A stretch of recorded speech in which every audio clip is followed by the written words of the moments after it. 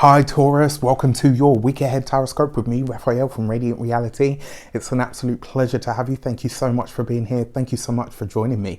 If you haven't already, please don't forget to like, share, and if you should so choose and it resonates, hit that subscribe button. If you are already a continued subby, you know I love you for it. With that said, if you would like to book a personal reading with me, you can do so on the website address below. And at the time that I'm filming this, and this is coming out, there is still time for you to get onto the big picture webinar that I'm doing with Heather from Astrology with Heather.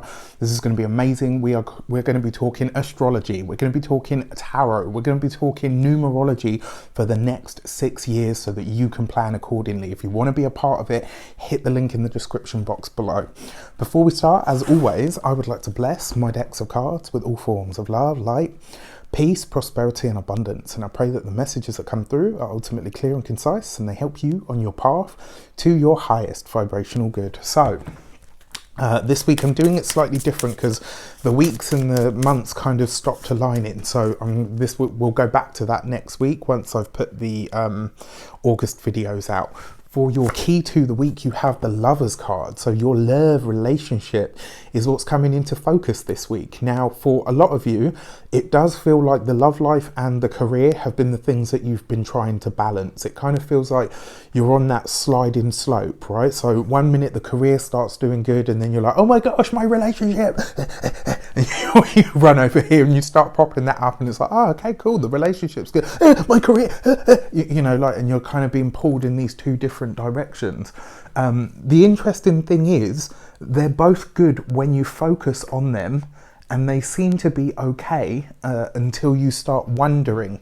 So this week, be careful because it looks like whatever it is that you're thinking a lot about, you're manifesting. So if you're worrying about something, you know, oh, you know, if I take time out of that, is it going to go back to how it was?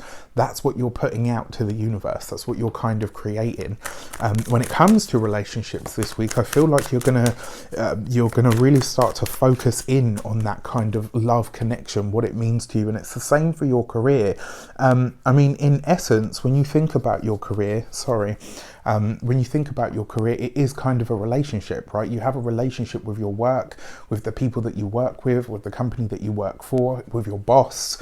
I mean, 9 times out of 10, you spend more time, you know, at work than you do with your family or your partner. So, you know, find that balance point on a personal level. For your actions and interactions with the world, your actions and options, you have the 3 of Swords. So this week it does look like you're choosing to let something go. But if I'm honest, usually the 3 of Swords can be a separation that hurts. I actually feel like this is you letting go of something that you've been holding on to for a long time. And I feel like going in this new direction could really skyrocket things for you. It's kind of like you're saying, you know what, that has run its course. I've put enough time, energy, you know, resources, everything into that. It didn't quite come off to be what I thought it could be or what the potential it had. So I'm going to let that go now and I'm going to focus all my energies and my efforts on other things that are working at this moment in time. And by doing that, I really feel like you're going to free up a lot of internal space. And by doing that, you're going to really start to move forward. You're going to really start to make strides. I think this is actually going to be a good week for you. For your communications and conversations, you have the 3 of Swords. That's the 3 of Swords. You have the Moon card. So this week, what I would like you to really think about is, because the Moon card can be your past, but it can also be the reflection, right? It can also be something that comes up. Now, it kind of feels like one of the cycles or the patterns that you might go through is you say you're going to do this, you make all these big plans and then it doesn't come off and you get disheartened. This is the week where you really want to take time not to talk about the things that you're doing. Do them first, get the results, and then bang the drum about what you've done. This week you have to change the formula, okay? That's going to be the title of this video because it feels right. This week, in some way, shape or form, that's what you're doing. You're changing the formula to how you work. So usually it's tell people, do, results, not so great, disheartened, we start again. This week you're doing it the other way around. You're just going to go straight to doing it, Then you're going to see what the results are, and then you can talk about it, pick it apart. If it worked, great. What was it that I did differently? If it didn't work, what can I do differently?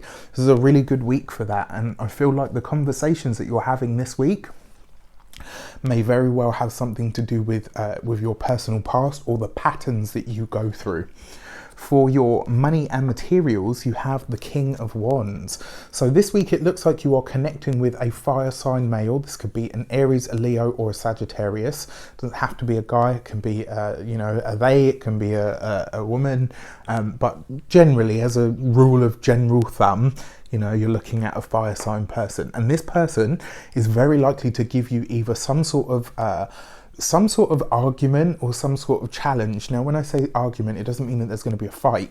It means that this person is challenging you to look outside your own proverbial box. How you do things or how you've done things up until this point kind of isn't working. So something about it needs to evolve, and this person is very likely to assist you in that way, which is going to help boost your finances.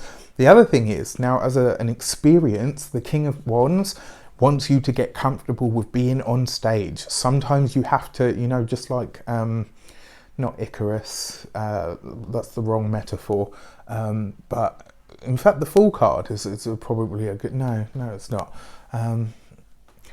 Anyway, the example is sometimes you just have to start. Sometimes you have to take the leap and build the plane on the way down and hope that that's enough, right? So this week, it's about you launching yourself out there. Even if you're not quote unquote ready, get out there, do your thing, all right? For your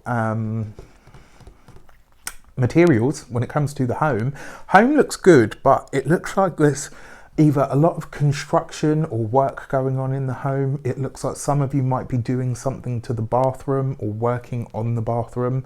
Why do I say that? Because the moon card is water, and we're talking about actions or doing something, and look, the Three of Swords. So it might be your bathroom or something to do with your plumbing that comes up this week.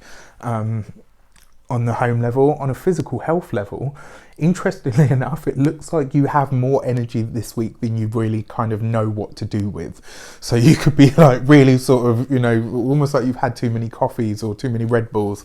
I don't drink that stuff. It's very bad for you. The love and relations, you've got the Death card.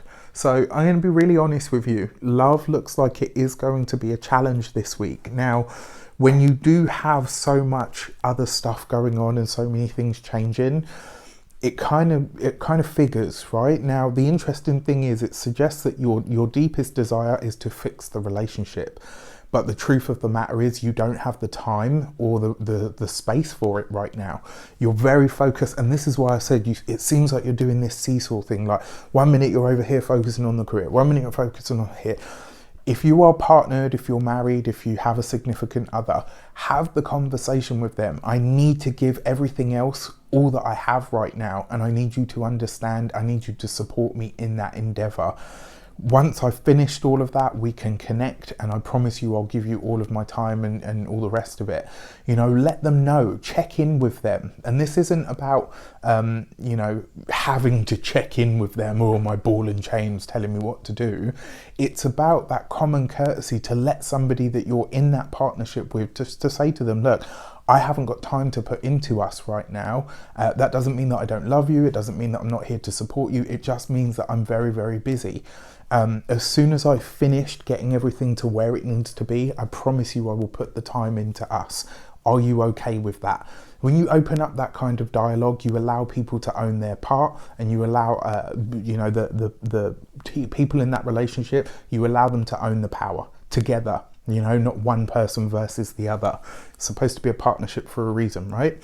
For those of you that are single, I'm going to be really honest with you. This is not a week for love. It looks like you're very focused on love, but if I'm honest, I think you could put that energy to much better use. There could be some very sexy times. You could have a lot of fun, but I don't really feel like it will go anything beyond that. And you probably don't want that until, I'd say, around the middle of August anyway. All right. With that said, I wish you an abundance of all of that good stuff. Have a fantastic week. Let me know in the comments how it shapes up. Take care, and I'll see you soon.